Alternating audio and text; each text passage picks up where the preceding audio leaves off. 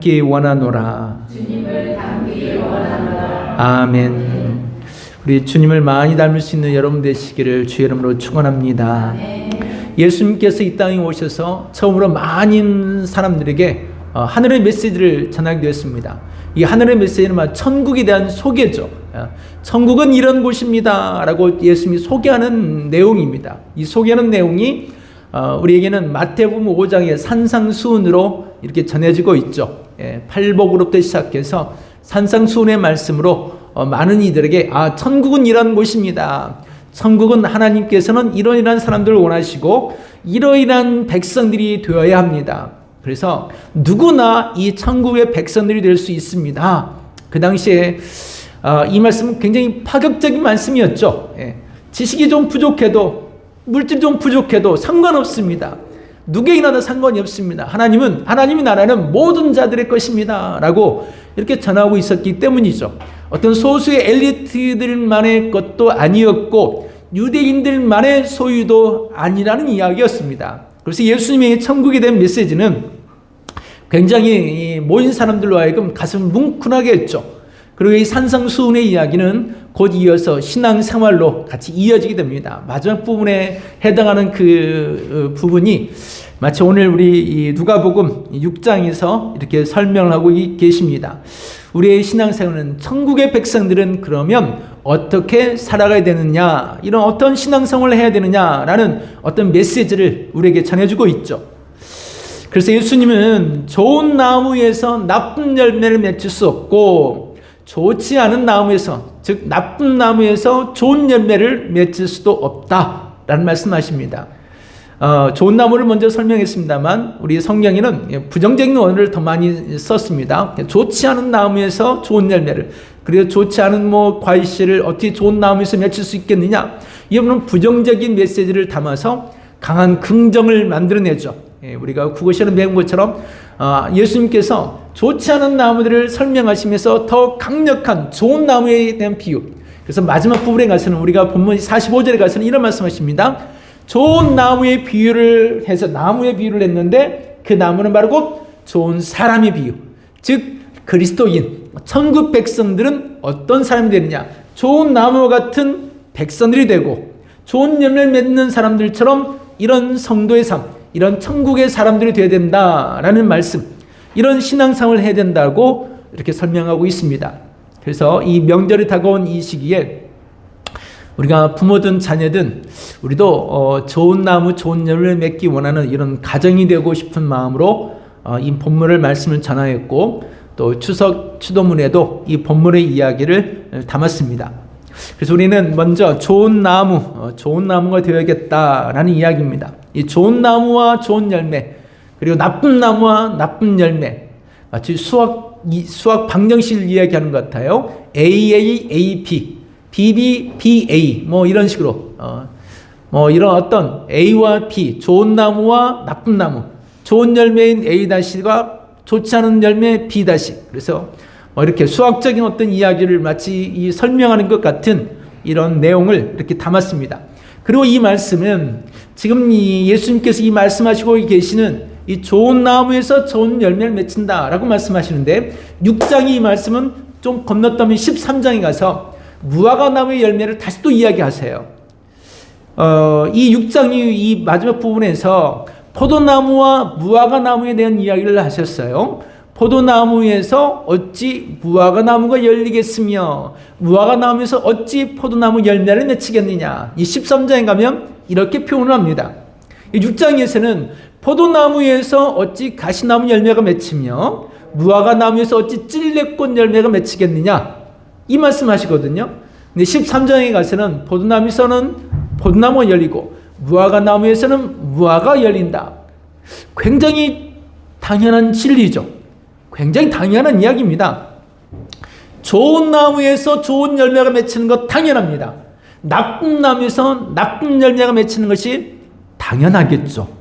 당연한 진리 같아요. 이게 마치 당연한 진리 같은 이야기입니다.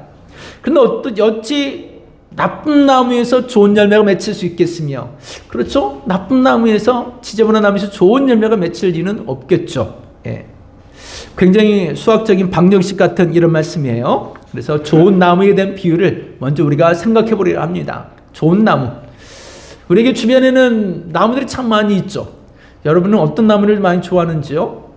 사과나무를 많이 좋아하시는 분도 계실 것이고, 그래서 지나가다 사과나무만 있으면 사과를 따고 싶은 마음. 또 바로 앞에 이게 석류나무. 석류가 정말 잘 익어가고 있어요. 그래서 석류를 한번 따고 싶은 마음이 들 만큼 석류가 정말 이렇게 올해는 굵직하게 잘 열렸다고요. 그래서 석류를 따고 싶은 만큼 석류나무를 보면 석류나무에서도 좋은 열매가 맺히죠.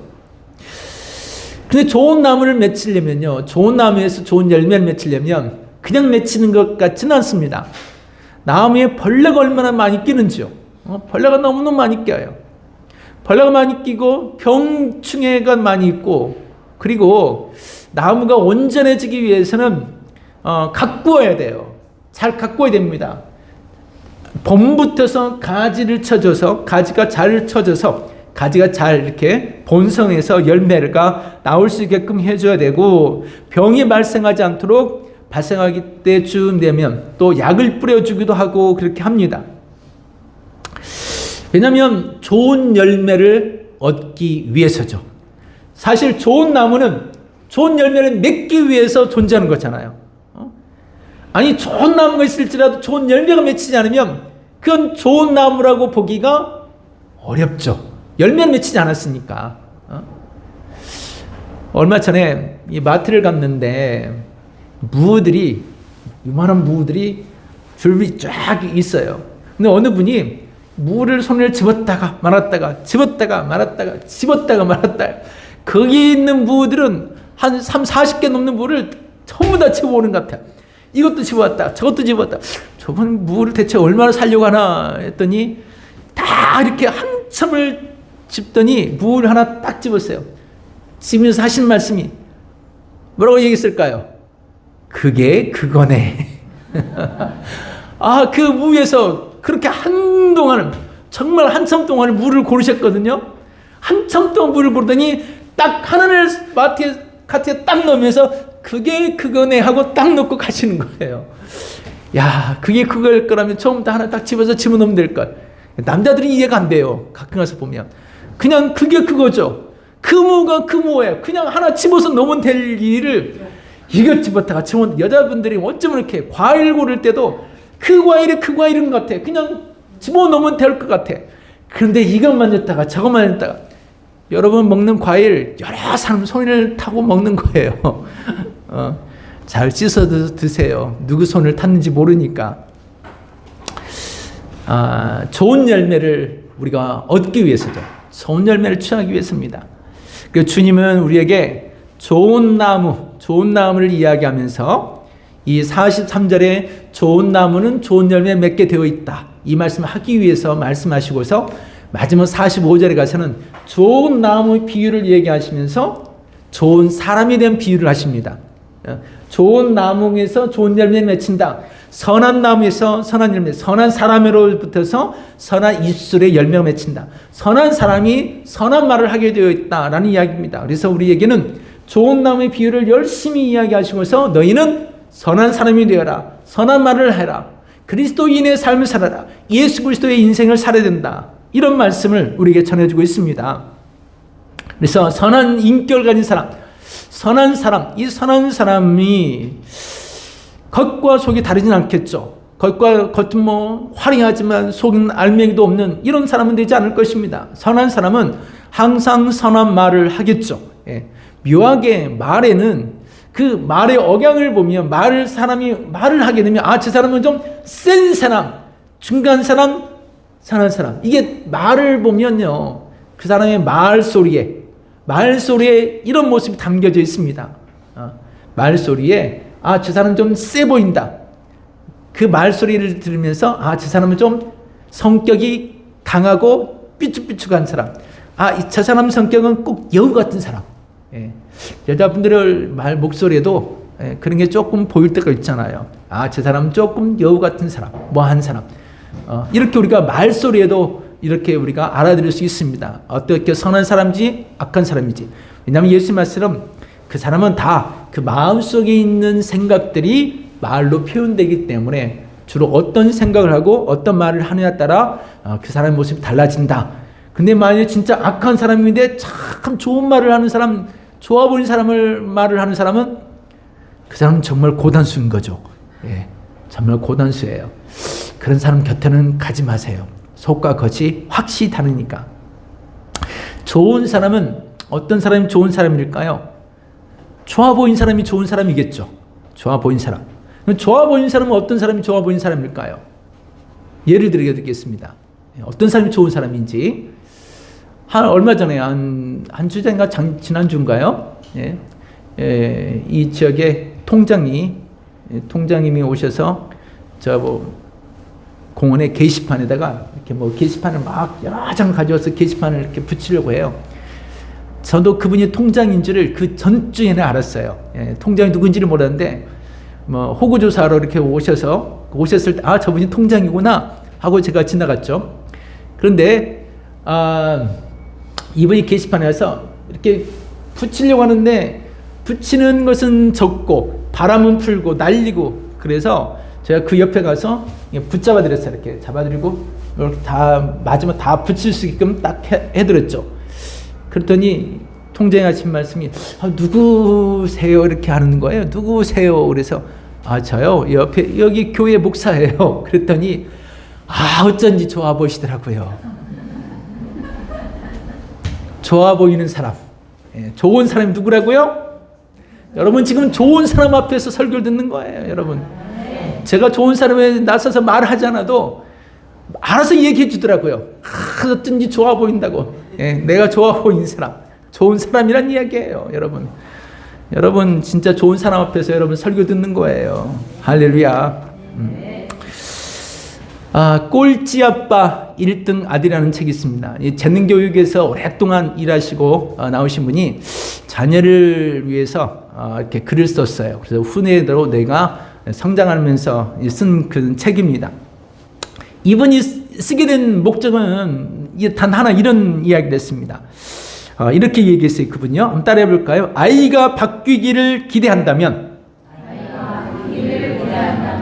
먼저 아버지가 바뀌어야 된다. 이분은 이 주장 가지고 이 책을 쓰기 시작했어요. 자녀가 바뀌기를 바란다면 아버지가 먼저 바뀌어야 된다. 부모가 먼저 바뀌어야 된다.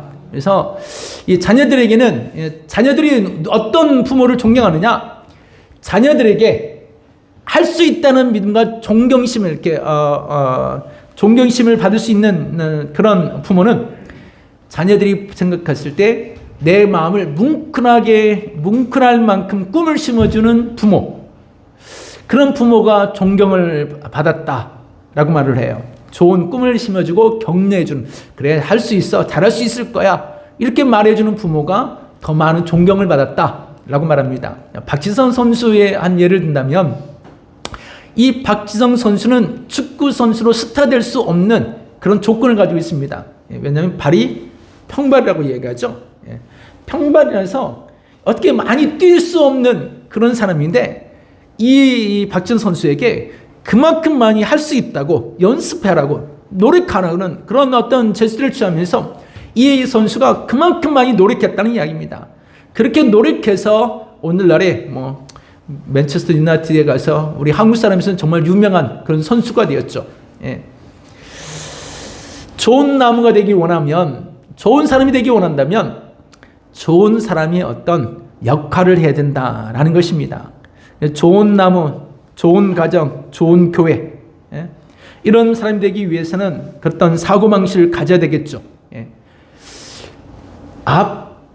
전화를 걸면 아버지의 목소리인지 아들의 목소리인지, 아들이 어릴 때는 확실히 달라요. 근데 아들이 조금 성장하면 이게 아빠의 목소리인가 아들의 목소리인가. 딸들도 그렇습니다. 어릴 때는 확연히 달라요. 그런데 성장하면 저게 엄마의 목소리인지 딸의 목소리인지 착각할 때가 있어요. 왜냐하면 참 희한하게 다르거든요. 아니 비슷하거든요. 목소리가 비슷해요. 어쩌니 목소리가 닮아져가는지요. 어투도 닮아가고 말하는 틈도 달라가고 어떨 때는 걸음걸이도 닮아요. 이제는요. 걷는 거 보면 뒤에서 딱 보면 아 엄마하고 딸이구나. 예, 걸음걸이가 어쩜 이렇게 닮은지요. 예, 참 부모 걷는 걸음걸이까지도 닮더라라는 것입니다. 그래서 그 책에서는 이런 말을 합니다. 자식은 따라볼까요? 자식은 아빠의 등을 보고 자란다. 예, 부모의 등을 보며 자란다고 합니다. 부모가 하는 것을 보고 그대로 따라 행동하더라라는 것입니다. 부모의 등을 보고 자란다. 좋은 나무는 시냇가에 심은 나무처럼 시절을 쫓아 좋은 열매를 많이 맺으며 좋은 열매를 맺는다는 거죠. 좋은 부모가 열매를 맺지 않고 나쁜 열매만 맺히며 새똥이 묻든 뭐하든 나는 아무 상관없어. 근데 너는 잘 돼야 돼. 그러면 진짜 책제문자로 꼴찌 아빠 1등 아들 바라보는 거죠. 욕심이죠, 그건. 그럼 우리의 욕심이 그만큼 진짜 욕심이 크다는 이야기입니다. 욕심이 크면요, 욕심이 과하면 화를 불러일으키게 되어 있습니다. 예. 부모가죠. 우리에게는 부모가 또는 우리는 또 그리스도인으로서 우리가 먼저 좋은 나무가 되기 위해서, 좋은 사람이 되기 위해서 우리 자신을 가꾸어야 됩니다. 예. 말하는 어투도 행동 걸음도 모든 모습을 바꿔야 돼요. 특히 우리가 그리스도인이잖아요. 예수 그리스도를 믿는 그리스도인입니다. 예수님께 이 말씀하신 이유는 너희는 천국 백성이야. 천국 백성이니 천국 백성의 삶을 살아야 돼. 빛이 되어라 소금이 돼. 너희는 세상의 소금이다. 너희는 빛이다. 이런 말씀을 하시면서 너희는 좋은 나무는 이렇게 해서 맺히는 거야. 좋은 나무가 되어서 좋은 선한 사람이 선한 영향력을 맺히기 위해서 이렇게 노력하라라는 이야기입니다. 분명히 이런 노력에는요, 인내가 필요해요. 갈등도 많이 생길 거예요. 부딪히는 일도 많이 있습니다. 사람이 욕을 하면요, 이것을 참아내기가 정말 어려워요. 선한 사람일수록 남이 험악한 말을 하면 이 험악한 말을 견뎌내는 게 진짜 어렵거든요. 오죽했으면 우리 아들이었을 거예요. 학원 가서 선생님이 한번 욕한다고 그걸 견디지 못해요. 저 학원 못 안 다니겠다고 그날부로 안 다녔어요. 예. 여러분 욕하지 마세요. 여러분 얼굴 안 볼 수도 있습니다. 예. 네, 선한 사람이 어떤 어느 영향력을 미치기 위해서 노력하는 부단한 노력이 필요해요. 예. 이게 악한 사람의 말을 듣고서 견뎌내는 게 굉장히 어렵거든요. 근데 견뎌내는 사람이 선한 말을 할 수밖에 없어요. 예. 욕하는 것 정말 쉽습니다. 예. 왜냐하면 어린아이들도 가르쳐주지 않아도 욕하거든요.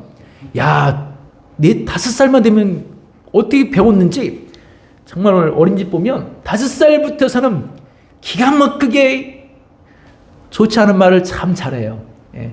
깜짝깜짝 놀랄 말들을 해요. 어디서 배웠을까? 너네 학교 선생님이 그렇게 가르쳐 주더냐? 옛날 어르신들이 얘기했지만 무슨 선생님이 욕하는 걸 가르쳐 주겠어요. 집에서 다 보고 배운 거겠지. 예. 여러분은 아니겠지만. 어제는 장로인 권사님한테 참 고맙다고 그랬어요, 제가.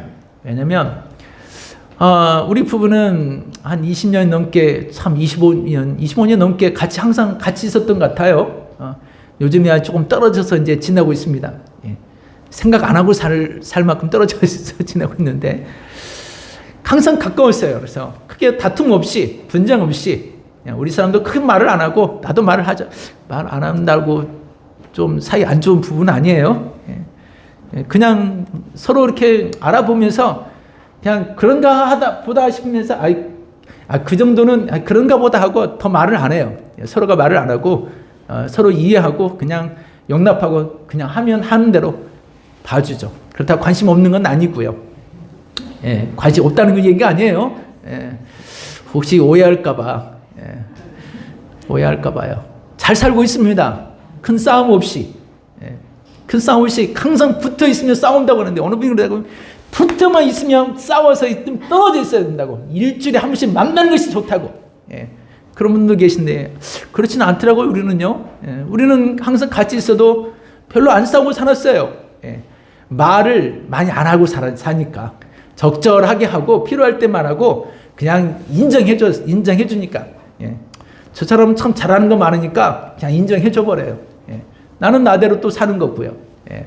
같이 있지만 큰 다툼 없이 살았어요. 그래서 권사님, 장로님 모시면서도 저들도 한 20년, 몇십 년 넘게 늘 같이 가면서 크게 티격태격하며 투덜투덜하며 싸우진 않더라고요. 그래서 보면서 아우 참 고맙다고. 예. 아, 좋은 나무에서 좋은 열매를 맺힌다고요? 아, 역시 좋은 목사 밑에 참 좋은 장로님 권사님이어서 참 감사하다고 나는 서울에 그런 마음을 가졌어요. 예. 뭐 장로님 권사님이 저보다 연세는 많지만 또 목사님, 장로님 이제 그 다음에 누구예요? 그다음 누구예요? 여러분들도 아름답고 좋은 어떤 그런 가정들 이루시기 바랍니다. 예수님께서 이런 좋은 사람들 되라. 그리스도인의 삶이죠. 그리스도인의 생활을 말씀하시면서 두 번째는 이제 나쁜 나무에서는 나쁜 열매 맺힌다. 이런 말씀을 하고 계세요. 그렇다면 이제 이런 그림을 그려볼 수 있습니다. 어떤 그림인가 하면 포도밭이 있습니다. 포도나무가 참 잘 익은 포도나무들이 있어요. 자, 포도밭이 있으면 포도밭을 잘 보호하려면 어떻게 돼요? 포도밭을 보호하려면 오늘 본문에 이런 얘기를 하세요. 포도밭에 포도나무에 찔레나무를 심었다라고 말하면 찔레나무. 이 말은 무슨 말인가? 포도밭이 있으면 포도밭을 누구나 들어와서 따가지 못하게 뭘 심었나요? 주변에 찔레나무를 쫙 둘러놨다는 거예요. 그러면 어때요? 그 가시 때문에 가서 따고 싶어도 못 따요. 어릴 때 보면 저희 마을에도 보면 탱자나무. 이 탱자나무는 가시도 이만큼만 탱자나무를 이렇게 둘레를 쫙 심어 놓으면 밤이든 감이든 들어가서 따고 싶어도 못 따요. 이 탱자 가시가 너무 세니까. 또 이 가시도 이만하지 않아요. 이 탱자나무 가시는 이 때문에 커요. 아이들 키보다 크니까 월등히 크니까 보기에 탐스러도 딸 수가 없는 거야. 이건 탈 수가 없어. 자, 이렇게요. 무화과나무 밭에 주변에 가시나무를 심었다고 그래요. 가시나무. 무화과 열매를 따먹지 못하게 심은 거겠죠. 그 가시나무는 이 엉겅퀴와 가시나무들이 주변에 찔면하면 이것들은 또 즐겨서 뿌리밭도 잘 해요. 여기저기 가서 촥촥촥촥 말하지 않아도 정말 잘 자라고요. 말하지 않아도 정말 잘 가요. 예. 정말 잘 번창해요. 번창하라는 것은 잘 번창하지 않고 번창하지 말라는 것은 정말 잘 번창해요. 그러니까요. 포도나무에서 찔레 열매를 맺을 수 없으며 그렇죠? 찔레나무가 포도나무 열매를 맺을 수 없으며 눈을 들어보면 무화과나무 겁니다. 무화과나무 주변에 가시나무들이 있어요. 그러면 저 무화과나무에서 가시나무 열매 맺을 수 없으며 가시나무가 무화과나무 열매 맺을 수가 없다. 당연한 거죠. 당연한 이야기를 합니다. 이 말씀은 사실 당시에 바리새인과 사두개인들을 비유한 말씀이셨어요. 왜냐하면 많은 그리스도인들이, 많은 그 당시 사람들이 항상 부러워하고 항상 저 사람처럼 되고 싶은 사람들, 아주 고상하고 멋있어 보이는 사람들, 바리새인과 사두개인들이었어요. 그들이 지나가면 저들처럼 되고 싶고 저들처럼 많이 알고 많이 가지고 많은 사람이 존경을 받는 사람 되고 싶잖아요. 그러니까 어릴 때부터 제가 들었던 말은 야, 열심히 공부해서 면석이 하라. 야, 어린 시골에서는 면석이가 최고였으니까 면석이 하라. 야, 그 면석이가 뭐라고 참 장관 되라, 대통령 되라. 그랬으면 차라리 더 나았을 건데 그러면 장관 안 될지라도 사장은 됐을 거 아니겠어요? 어떤 기업에. 어르신들이 면석이. 저 어린 나이에 그런 소리를 들었습니다. 참 다행이죠. 그 소리 안 듣고 목사 되어서. 그래서 사두개인과 바리새인들이 그렇게 고상해 보였기 때문에 그들처럼 되고 싶었어요. 그런데 그들은 말은 화려하고 겉은 번지르고 좋아 보였다는 이야기입니다. 겉은 참 좋아 보였어요. 하지만 그 속에는 정말 어렵고 가난한 사람들 사랑하려는 그 마음조차도 없는 사람, 가난한 사람들 향하여 선한 사마리아인 비유처럼 그냥 지나가 버리죠. 어렵고 가난한 사람들 눈에 들어오지 않아요. 왜? 자기만 귀중해요. 내 것만 소중해. 내 편만 소중해. 다른 사람 다 짓밟아버려도 상관없어요. 저 사람이 죽든 말든 뭐 상관없어요. 내게 속한 사람만 챙기면 돼. 그리고 그들만 세우면 돼. 이건 옳지 않죠. 바리새인과 사두개인들은 자기들끼리만 좋아 보이는 그런 무리들이었어요. 그래서 예수님께서 오셔서 가난한 여러분도 천국 백성이 될 수 있습니다 라고 말했을 때 그들이 깜짝 놀란 거였죠. 아, 우리도 존귀한 사람이구나. 기독교가 복음이 전해진 곳마다 다 그랬습니다. 노예들도 인격을 존중해 주는 사람, 인격, 인권, 기독교로부터 많이 시작된 거죠. 더디고 힘들지라도 좋아 보이고 거대해 보이는 것들 너무 따를 필요는 없더라라는 것입니다. 좋은 나무는 선한 사람들에 대한 비유였습니다. 그래서 예수님이 이런 얘기하죠. 나는 포도나무라. 나는 포도나무다. 나로부터서 붙어있는 자는 열매를 많이 맺을 수 있어. 나는 선한 목자야. 누구든지 다 내게로 와. 수고 무거운 짐을 진 사람들아 다 내게로 오라. 내가 너희를 쉬게 하리라. 내가 너희를 품어주라. 내 마음은 온유하고 겸손하니. 선한 사람이죠. 예수님에 대한 비유입니다. 바리새인과 사두개인처럼 이 예수 그리스도께서 사두개인들처럼 그런 열매 맺을 수는 없어요. 열매 맺지 않을 거예요. 또 사두개인과 바리새인들이 그런 사람들이 천국의 말씀을 전하는 예수님 같은 열매를 맺지 못하겠죠. 그렇다면 너희는 나처럼 예수 그리스도를 닮으라 라고 말씀하신 것처럼 주님의 모습처럼 그리스도인들은 천국 백성은 이런 믿음을 가지고 이런 삶을 살아야 된다. 그 마음 속에 이런 마음을 품으라는 이야기입니다. 예수 그리스도의 마음을 품으라. 그렇지 않으면 잘려지는 거죠. 교회 옆에 보기 싫은 나무들이 막 이제 말라져가 있습니다. 한 3년 전에 복숭아나무를 이렇게 꺾어서 이렇게 심었는데 이게 3년 전부터인가요? 정말 잘 자라더라고요. 해마다 가지를 이렇게 좀 쳐주고 했습니다. 그런데도 정말 쑥쑥쑥 자라. 정말 잘 자랐어요. 왠가 하면 그 나무 밑에다가 음식물 찌꺼기 오며 갖다가 갖다 막 부어렸거든요. 이야, 이게 거름자리가 돼가지고 이게 거름자리가 되니까 얼마나 그냥 화려하게 잘 자랐는지요. 나무가 와, 올해도 제 키보다 더 많이 자랐어요. 딱 잘라버리고 싶은데 우리 정무사님이 호박 넝쿨을 지나가야 된다고 자르지 말라 그래서 호박 넝쿨을 그다음에 큰 나무에 막 걸쳐놨습니다. 근데 나무는 큰데 그래서 나무가 커서 작년에 하나 열렸던가 열다가 말아서 올해는 좀 좋은 열매가 많이 맺히겠지. 그래서 가지를 딱 올해 봄에도 가지를 쳐주고 나서 쳐주고 난 다음에 복숭아 열매가 한 6, 7개 이상이 늘렸더라고요. 한 나무에. 그래서 올해부터 나무 열매가 많이 맺히겠구나. 웬걸요? 진드기만 진드기가 있어서 결국은 진드기 약을 했어요. 근데 진드기가 사라질 쯤 돼서 보니까 복숭아 열매가 있던 열매가 어느 순간 툭툭 떨어지면 다 사라져 버렸네. 열매는 사라졌는데 나무는 더 거창했어요. 그래서 안 되겠다 싶어서 호박 넝쿨이 조금 잠잠해질 그 시기에 얼마 전에 가서 싹둑 다 잘라버렸어요. 아예. 다 잘라버렸어요. 왜? 열매를 맺지 못하니까요. 성경적으로 3년이 지났는데도 열매를 맺지 못한다.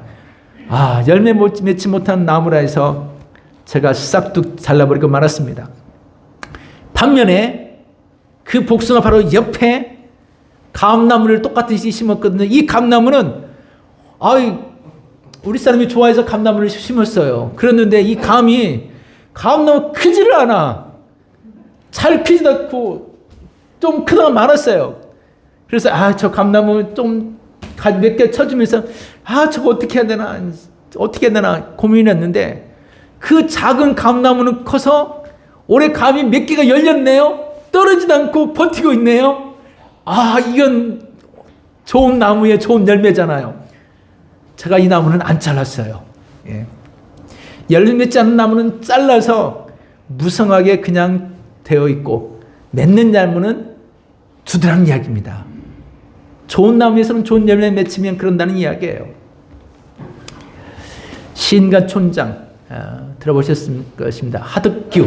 하덕규 씨라고 여러분 이해되시죠? 하덕규 이제는 목사님이 되셔서 백서대학교에서 예술대학교에서 교수를 이렇게 가르치고 있습니다. 학생들 가르치고 있는데요. 이분이 1958년생이더라고요. 참 어려운 일들을 많이 겪으셨습니다. 속초, 홍천, 서울 이렇게 이사도 많이 해오시면서 지났는데 어린 시절에 부모가 이혼하고 아버지 사업이 무너져서 사업이 풍지박산 나니까 이 누나들이 사업 전선에 뛰어들어서 가정을 일군이라고 정말 어렵게 살았다고 그래요. 학생 시절에 정말 이렇게 심각한 그런 마음까지도 품었었다라고 말을 합니다. 그런데 우여곡절 끝에 가수가 됐어요. 가수가 되어서 이름을 날리는데 막 이름을 날리고 난 다음에는 지나면요 공허함이 찾아와요. 보면 사람이 그러거든요. 뭔가 막 열심히 했는데 끝나면 와 좋았어. 근데 뒤돌아서면 허전함, 우울감. 예. 가수들도 그렇습니다. 그래서 술과 대마초도 하고 이렇게 하면서 우울감을 좀 떨쳐보려고 그러셨다고 그래요. 근데 어느 날 이 마음이 너무 심해지니까 참지 못해서 한계로 설악산을 찾으러 설악산을 가는 길이었다고 합니다. 설악산을 가는 이유는 죽으려고 도저히 참지 못해서 이제는 더 이상은 못 살겠다 이렇게 사느니 차라리 죽는 게 낫겠다 싶어서 설악산을 가서 한계령을 이렇게 지나가는데 누군가가 이 마음속에 돌아가라는 이런 마음속에 들려주는 거예요. 돌아가라. 오지마. 그래서 가다가 멈춰서 돌아섰다고 그래요.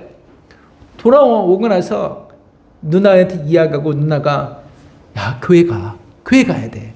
교회 가서 기도해야 돼. 그때서부터 교회를 다니기 시작했습니다. 그러다 어느 날 교회를 다니면서 휴게소에서 멈췄는데 겨울날 휴게소 멈췄는데 새들이 막 날아와서 앉으려는데 푸드푸드 왔는데 앉지 못하고 또 갔다가 다시 또 푸드푸드 왔는데 또 앉지 못하고 또 날아가고 여러 몇 번 그렇게 하더래요. 그래서 왜 도대체 새들이 못 앉을까? 가서 보니까 이 나무가 가시나무에 새들이 앉지 못하고 다시 날아가고 그 장면을 보는 순간 자기 이야기 같더래요. 하나님 앞에서 하나님 안에서 자기 이야기 같아서 그 휴게소에서 바로 글을 썼습니다. 그리고 만든 노래가 내 속엔 내가 너무도 많아 당신의 쉴 곳 없네 가시나무새. 그 노래가 그렇게 해서 나왔어요. 마치 주님 내 마음에 가시가 너무 많아서 주님도 내 안에 머물 수 없을 만큼 내 안에 슬픔이 너무 많아서 헛된 바람만 너무 많아서 예수님이 내 안에서 안식할 수 없을 만큼 하나님 내가 너무 이렇게 보잘것없는 가시나무가 되어버렸네요. 가시나무. 이런 가시나무가 되어서는 안 되죠. 심리학자 프로이드의 말입니다. 유명한 언어니까 한번 따라해 볼게요. 오이디푸스 컴플렉스. 오이디푸스 컴플렉스. 이 말은 무슨 말인가 하면 술 마신 아버지가 너무 싫어서 딸이 나는 나중에 결혼하면 술 안 마시는 남자를 만나서 살 거야. 작정을 하고 그렇게 인생을 평생을 살았어요. 근데 나중에 한참 살고 나서 보니까 그렇게 싫어하던 아빠와 같이 술 마시는 남자를 만나서 살고 있더래요. 오이디푸스 컴플렉스예요. 엄마가 하는 소리들이 너무 귀찮고 싫어서 나는 나중에 크면 엄마 같은 사람을 만나지 않고 나는 결혼해서 나는 그런 사람을 만나지 않을 거야. 조용하고 아주 고상한 여자를 만날 거야. 근데 아주 조용하고 고상한 여자를 진짜 만났어요. 그런데 얼마 살지 못하고 이혼하고 잔소리 많이 하고 시끄러운 여자를 만나서 살고 있더래요. 이게 오이디푸스 컴플렉스라는 이야기입니다. 왜겠습니까? 어릴 적부터 부모의 등을 보고 자란다고 그랬죠. 부모가 하는 모습 그대로 자식들도 그게 편한 거예요. 그게 편하니까 그런 사람을 싫다고 안 만나려고 작정을 했는데 그런 사람을 또 만나서 살고 있더라라는 이야기입니다. 여러분 지금 그렇게 살고 있나요? 아니기를 바라면서 신앙의 좋은 열매를 맺히기 원합니다. 늘 기도하러 교회 가는 엄마, 늘 성경 읽으려고 노력하는 엄마, 늘 찬송하고 섬기고 봉사하는 일에 앞장서는 엄마, 부모, 또 복음 전한 일에 누구든 만나면 예수의 이야기를 하는 이런 부모, 신앙의 좋은 유산을 남길 수 있기를 주의 이름으로